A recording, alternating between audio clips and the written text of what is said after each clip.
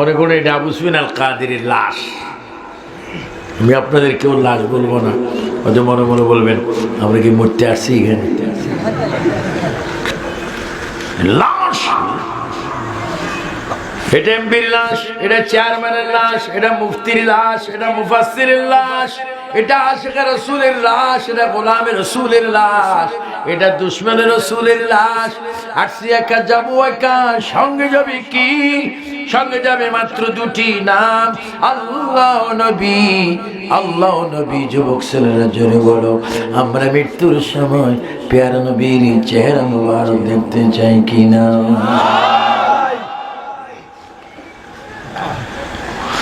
গভীর মনোযোগ দিয়ে আজকের ওয়াজটা শোনা যাবেন।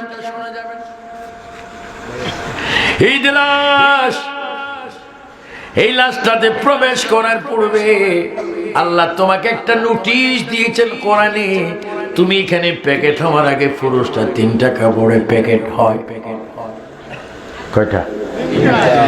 আম্মারা, বোনেরা, মায়েরা হয় 5টি কাপড়। কয়টা? আমার মা বোনেরা, মা জননী, তিনি পাচ্ছেন 5টি কাপড়। আর পুরুষ ছেলেরা, যুবকরা, তারা পাচ্ছে, আমরা পাচ্ছি মাত্র 3টা কাপড়। আল্লাহ কোরআনে বলে, ওয়ালা তামুতুন্না ইল্লা ওয়া আনতুম মুসলিমুন, ততক্ষণ পর্যন্ত মরিও না, ততক্ষণ পর্যন্ত মৃত্যুর কাপড়ে ঢুকে প্যাকেট হইও না, যতক্ষণ তুমি মুসলমান না হবে, ইমানদার না হবে, মুত্তাকিন না হবে, নবীর গোলাম না হবে, ওলি আল্লাহ না হবে, আখিয়ার না হবে, নুকাবা না হবে, ফকির না হবে, দরবেশ না হবে, মুত্তাকিন সালিহিন, নামাজি রোজদারি, হাজি গাজী যতক্ষণ না হবে, তুমি কবরে যাওয়ার জন্য প্যাকেটে প্রবেশ করো না। যদি প্রবেশ করো রে বান্দা, বড় মুসিবত, বড় মুসিবত, বড় মুসিবত কবরে আমি তোমাকে মুসিবত দেব।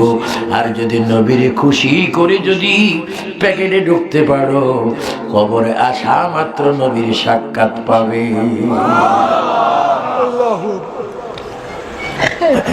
আপনাকে নবীর সাক্ষাতের অপেক্ষা আছেন? বলেন, নবীর সাক্ষাৎ করার ইচ্ছা আছে? আস্তে করে ডান হাতটা তুলে এভাবে বলেন, আমরা কবরের ভিতরে নবীর সাক্ষাৎ চাই কিনা? 3বার বলে, ইয়া রাসূলুল্লাহ। আমি যদি আসতে বলি, আপনি একটু জোরে বলবেন, বলেন ইয়া রাসূলুল্লাহ। আরো জোরে, 2 হাত তোলে। আমরা দয়াল নবীর কবরের ভিতরে চাই কিনা?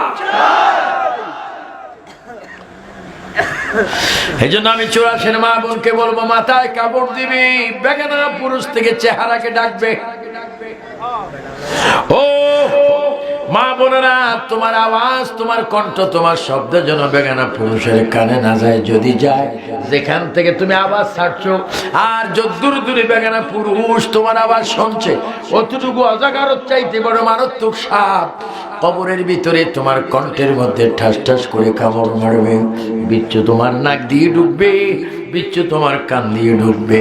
ওই সমস্ত কঠিন থেকে কঠিন আযাব থেকে বাঁচার জন্য পর্দা করো, মাথায় কাপড় দাও, গলার আওয়াজ ছোট করো, স্বামীর খেদমত করো, পর্দায় থাকো, কোরআন শরীফ পড়ো। যদি মায়েরা বোনেরা সুন্দরভাবে লাইফ গঠন করতে পারো, আমি আবু সুফিয়ান আবিদ আল কাদেরী গ্যারান্টি দিয়ে গেলাম, নবীর কন্যা ইমাম হাসান হোসেনের মা শের খোদা আলীর পরিবার মা ফাতেমার সাথে তোমাদের হাসর হয়ে যাবে।